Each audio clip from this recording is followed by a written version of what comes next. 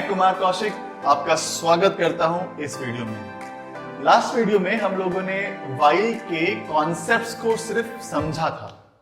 इस वीडियो में हम लोग उसके कुछ प्रोग्राम्स डिस्कस करते हैं और देखते हैं कि लॉजिक कैसे डेवलप किया जाता है और व्हाइल को थोड़ा यूज भी कर लेंगे। लेकिन उससे पहले एक और बात, अगर आपने अब तक सब्सक्राइब नहीं किया हमारे चैनल को तो प्लीज सब्सक्राइब करें, प्लीज देखें उसको, वो एंड तक देखा करें। हर वीडियो में कुछ ऐसा होता है समझने के लिए जिसको आप तभी समझ पाओगे पूरे वीडियो को जब तक आप एंड नहीं देखोगे।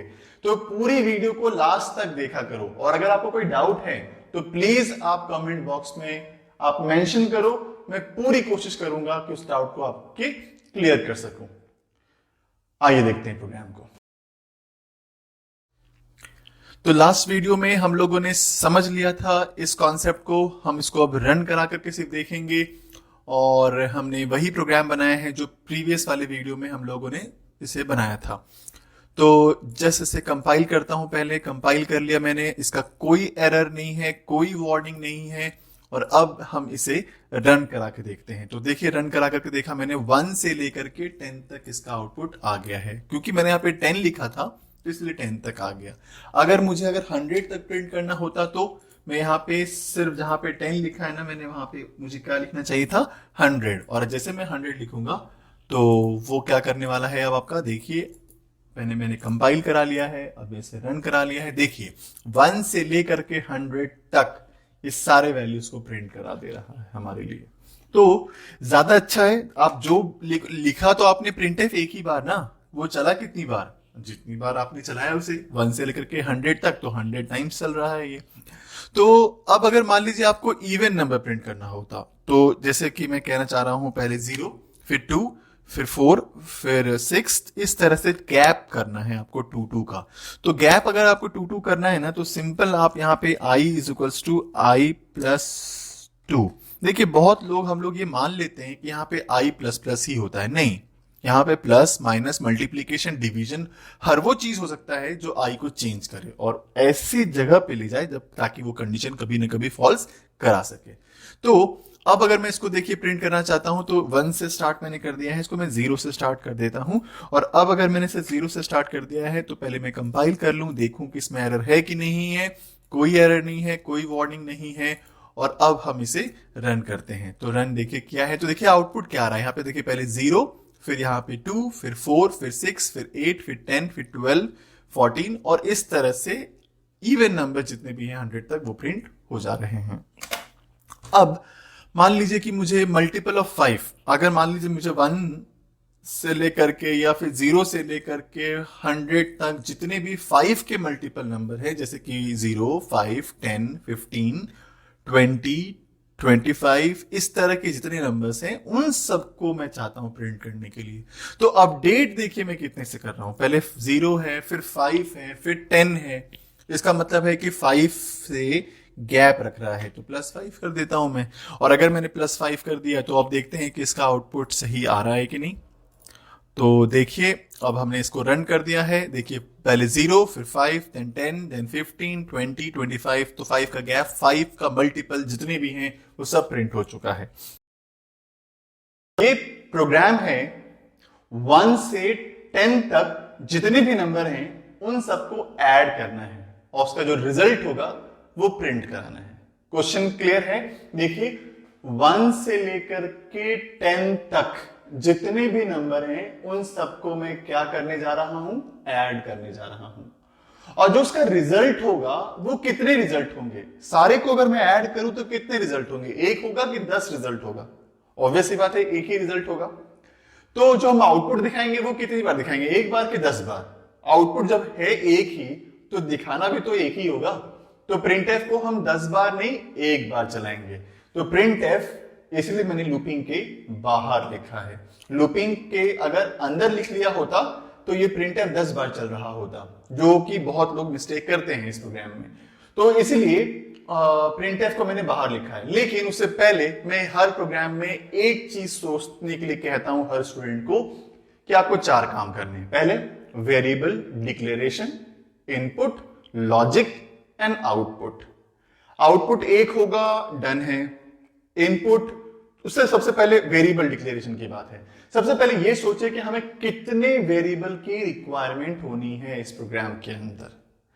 अब कितने वेरिएबल होने हैं, क्वेश्चन है 1 से 10 तक, तो इसका मतलब क्या है कि एक नंबर तो ऐसा होगा जो 1 2 3 4 5 6 7 8 9 10, तो एक ऐसा वेरिएबल होना चाहिए जो 1 से स्टार्ट हो और 10 तक जाए, ताकि हर नंबर का एडिशन होता चला जाए।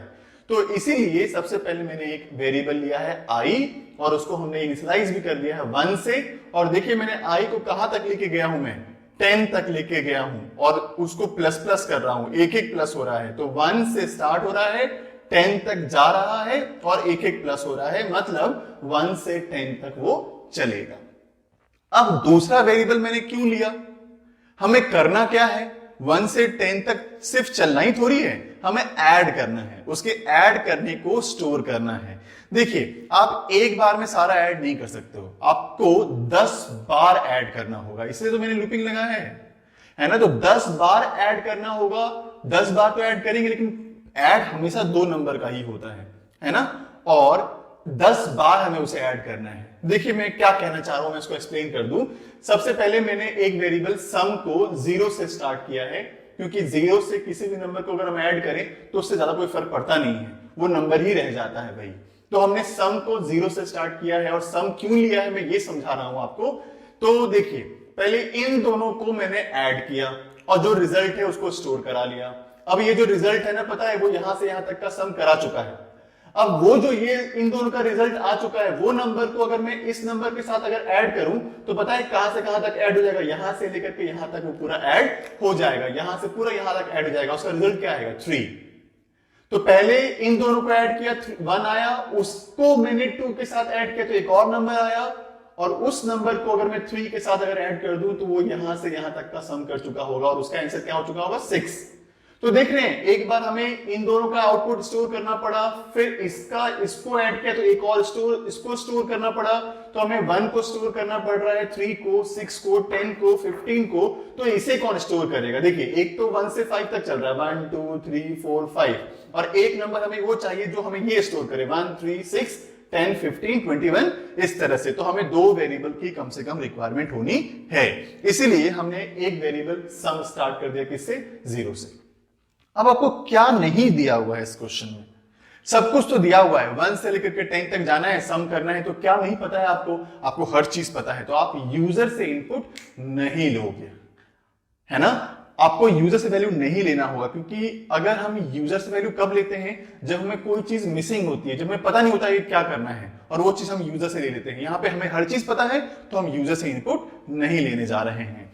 अब इनिशियलाइजेशन हो चुका है, पहले वेरिएबल डिक्लेरेशन हो चुका है, इनपुट लेने की जरूरत इसमें है नहीं, है ना। उसके बाद लॉजिक लगाना है, और आउटपुट तो मैंने आपको कही दिया है कि एक ही बार होगा, एक ही वेरिएबल में। अब लॉजिक क्या लगेगा, कैसे ये लॉजिक इस पे काम कर रहा है, इस बात को हम लोग समझते हैं। देखिए i को हमने 1 से स्टार्ट किया, सम इक्वल्स टू 0, तो एक वेरिएबल 0, एक वेरिएबल 1।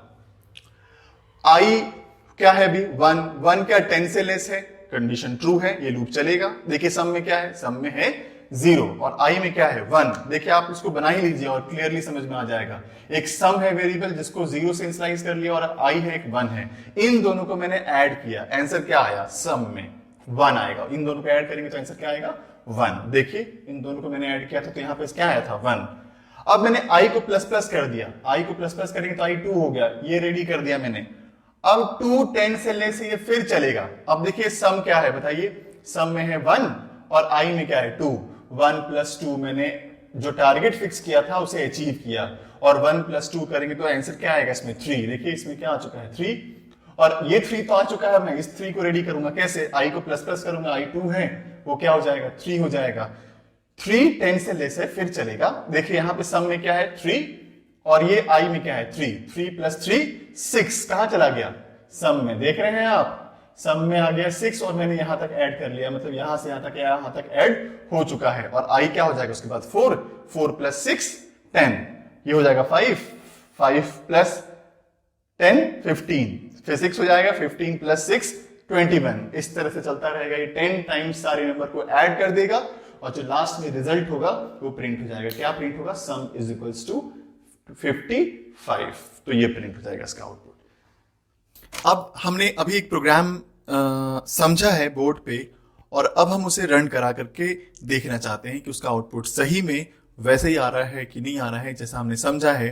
तो मेरा क्वेश्चन ये था कि 1 से लेकर के 10 तक जितने नंबर है उनका सम करना है। देखते हैं इसका आउटपुट आता है कि नहीं आता है। तो सबसे पहले हमने प्रोग्राम को कंपाइल किया है। देखिए यहाँ पे कोई भी एरर नहीं है, कोई भी वार्निंग नहीं है, और अब हम इसे रन करने जा रहे हैं। तो जैसे मैंने रन किया, देखिए आप ध्यान से, सम इज इक्वल्स टू 55, एक ही आउटपुट आ रहा है। और एक ही आउटपुट आने का सिर्फ कारण ये है कि मैंने प्रिंटफ एक ही बार लिखा है, वो भी लूप के बाहर।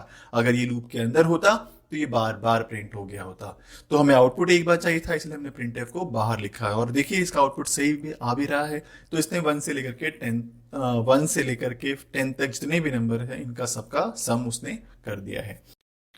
थैंक यू कि वीडियो को आपने लास्ट तक देखा। बहुत जरूरी होता है लास्ट तक देखना।